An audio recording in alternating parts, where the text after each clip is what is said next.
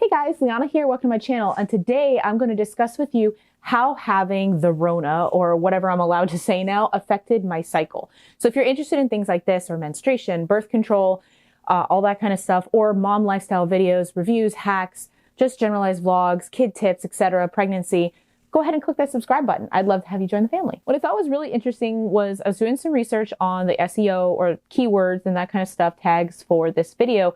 And not a lot of people are talking about this, how having a virus, specifically this one, can affect your cycle. And I think that's a very important topic because I do see people discussing it in real world or in Facebook groups that I'm in, because I'm in that kind of genre especially. But I hear a lot of people, menstruators, asking like, what I had it, where's my cycle? Like, I don't understand.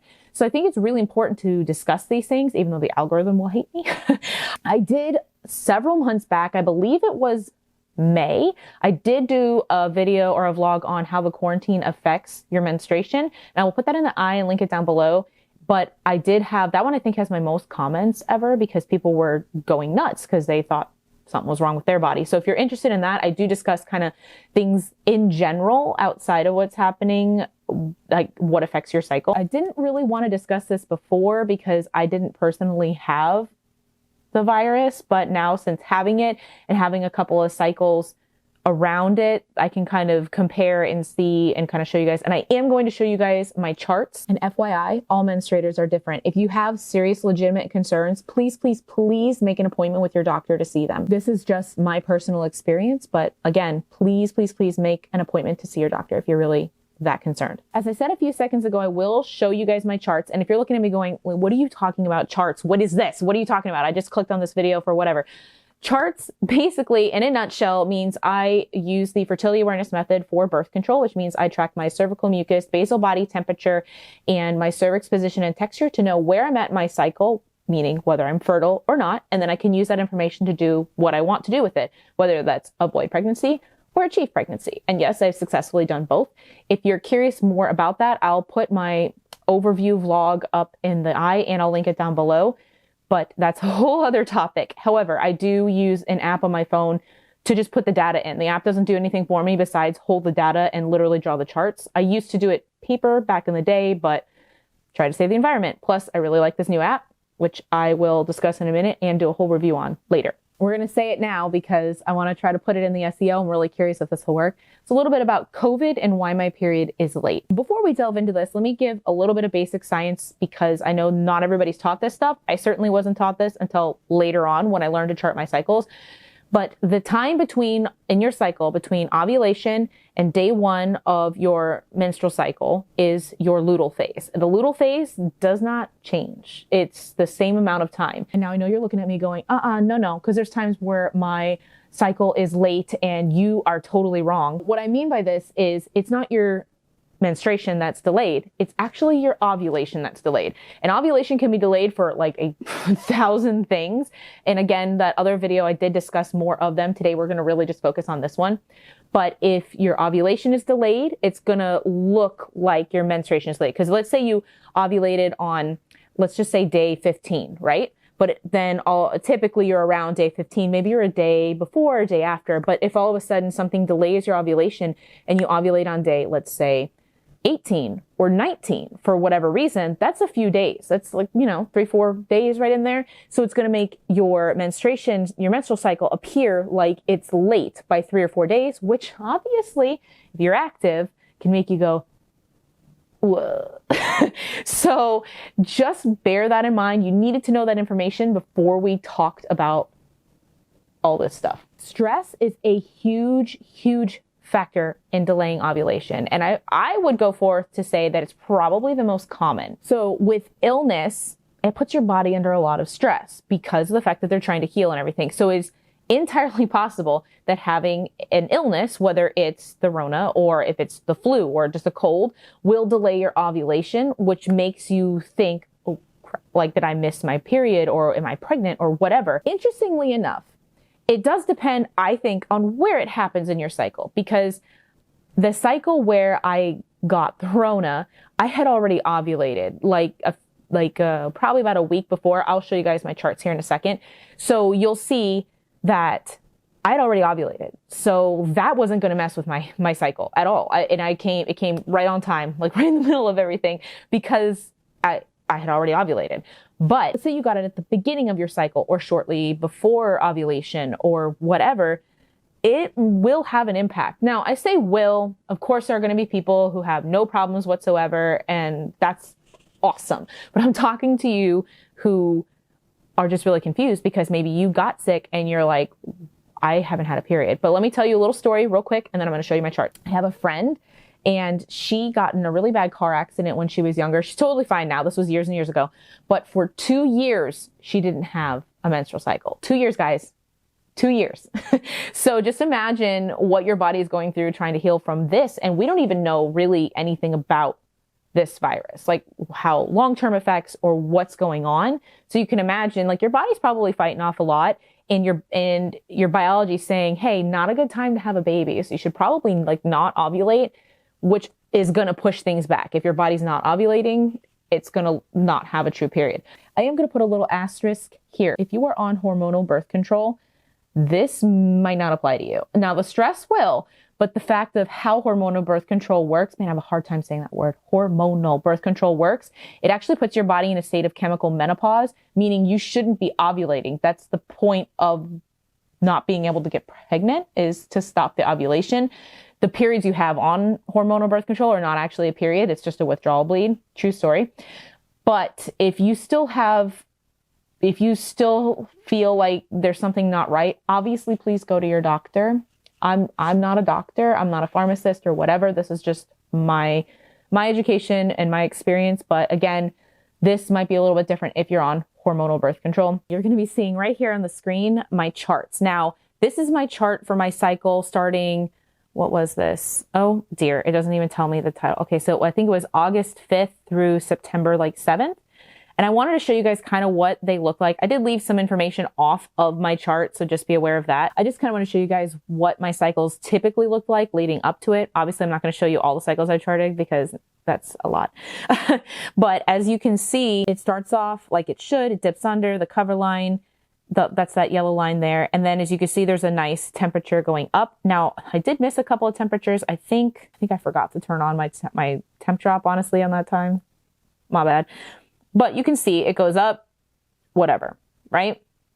So it's supposed to go up. Your temperature spikes after ovulation. That's how you kind of confirm it. And then at the end of your cycle, you see how it comes, the last temperature, see how it's kind of like coming back down. That's to start the next cycle. That was, oh, it's right up at the top. Okay, yeah, it is August 5th through September 7th because I'm apparently blind and not reading this. But this is from the Read Your Body app as well. And this is a great app. I'm going to totally do a review on it later. So I'm just kind of telling you guys in general what that is. This is my cycle from September 8th to October 6th. So as you can see, it does the same thing, how it comes back down, goes under the cover line, goes back up. Now, if you're seeing the red lines on there and you're going, what is that? I was trying to compare my temp drop to oral temps. This cycle, I think I did a little bit. In the next one, we went on our trip, which I don't think I ever posted that vlog. I'm so sorry. I might do like a bonus vlog of our trip to Wisconsin. We did go for a reason. So that I just wasn't going to use that during that time. And then when we got back, I got sick. So I just never used it. And then my son hopped right into the 2-year sleep regression. So I was up again like 2-3 times a night. And with taking your temperature orally, you actually need to have like 5 hours of consistent sleep. And that just wasn't happening. So apologize for the red lines there, but I thought that's going to be a vlog later to compare the two because I think that'd be really cool. Now this cycle is October 7th through November 4th. Now this is the cycle where I got the Rona. Now, and we traveled. Now you can see on my charts here down at the bottom where all the little notes are with the text.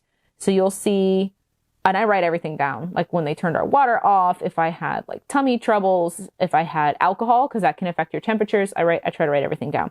So you can see when we left for Wisconsin, and of course, if I had bad sleep, and I think my temp drop went off at water. I forgot to put it on at least one day when I was there. And again, as you can see, the red line, just kind of ignore that because that was for the oral temping. When we got back was my peak day, meaning I'm pretty sure that's when I ovulated. It was kind of hard for me to tell that cycle because of the fact of missing a couple temps and all that kind of stuff.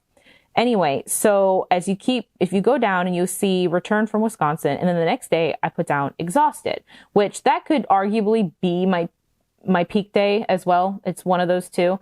However, I assumed that the exhaustion was due to the travel. You know, we traveled back. We had a layover in Baltimore, which we're pretty sure that's where we picked up the Rona. I mean, no offense to the people of Baltimore, but your airport is not my favorite.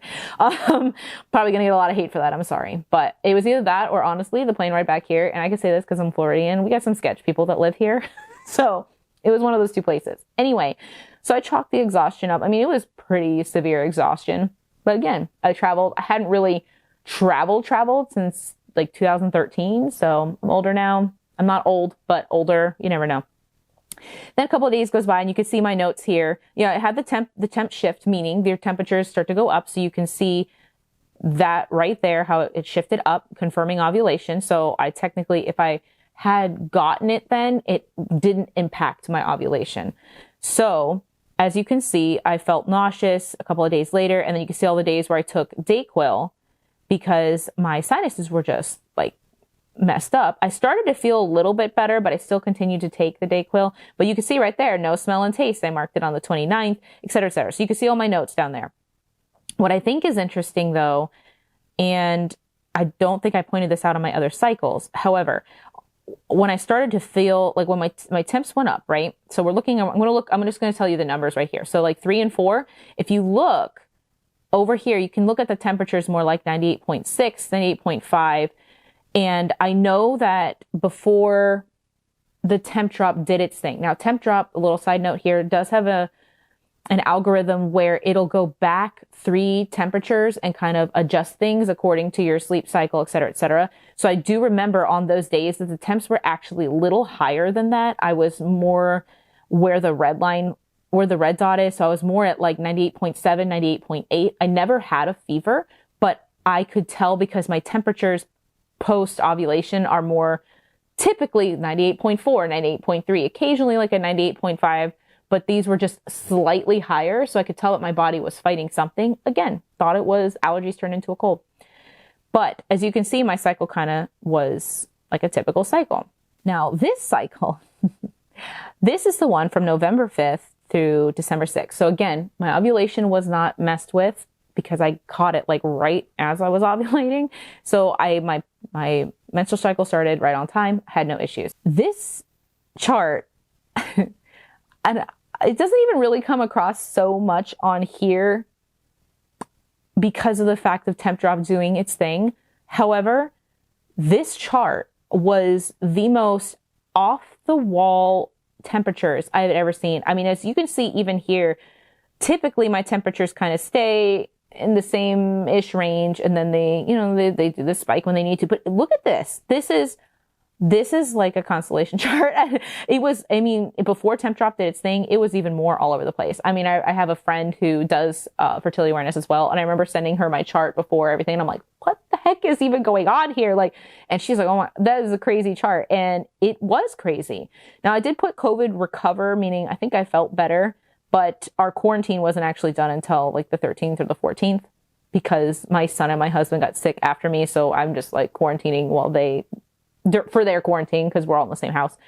But as you can see, my temperatures were all over the place, and this actually is tamed because the fact that temp drop does adjust those temps. This was, I mean, it was up, down, up, down, down, up, down, up. I mean, it was like a connect the dots over here.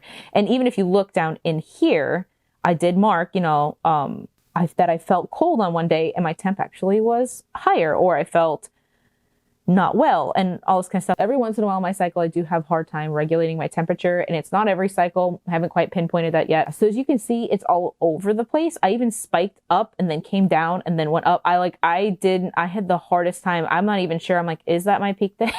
Like my peak day means the day where you're pretty sure you ovulated. I actually went solely based on cervical mucus at this point. I just kind of charted it because I was like, what is going on?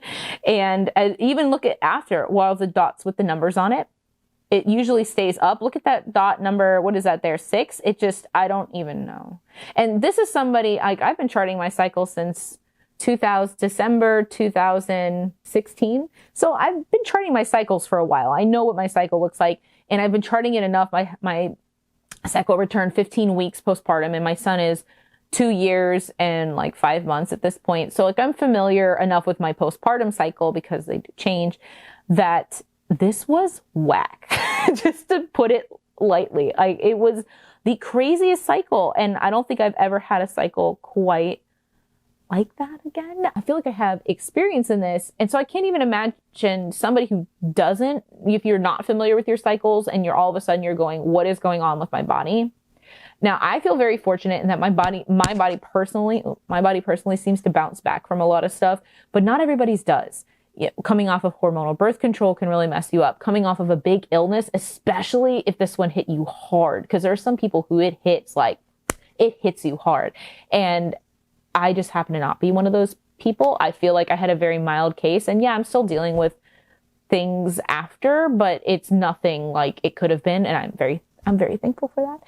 But I just kind of wanted to show you guys, even somebody like me who kind of bounces back from things, and I had a mild case, that even I had stuff where I have no idea what the heck was going on. The only thing I am going to add real quick, because I just glanced right back at my chart because I had a passing thought, is that my cycle did seem to last a couple of days longer than average. So then that's the one that posts. So from November 5th.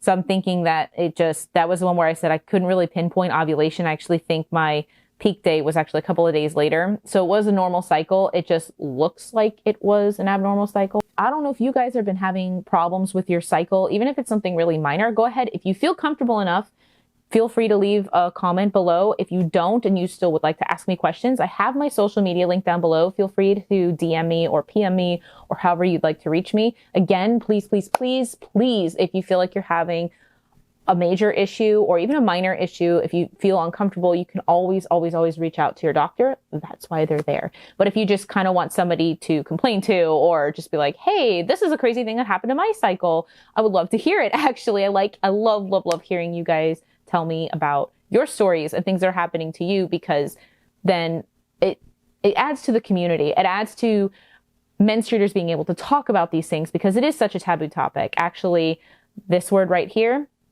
I'm not allowed to say it, because if I say it, I'll get demonetized if this video is ever monetized. Isn't that crazy? I am like, we're in 2021 and we just got our first woman vice president, like literally yesterday, and we can't even say that word. Like, that's messed up. So I do like having that sense of community that we can kind of talk about these things and share these things, because I think that's how education gets. And that's how everybody can kind of learn from these things, is by talking about them. And again, I have no problem talking about anything. Ask anybody. If you like this video, thumbs up, hit subscribe below. Again, my social media is down below. And any of the videos that I talked about, I always try to link them down below anyway. I'll see you guys next time. Bye.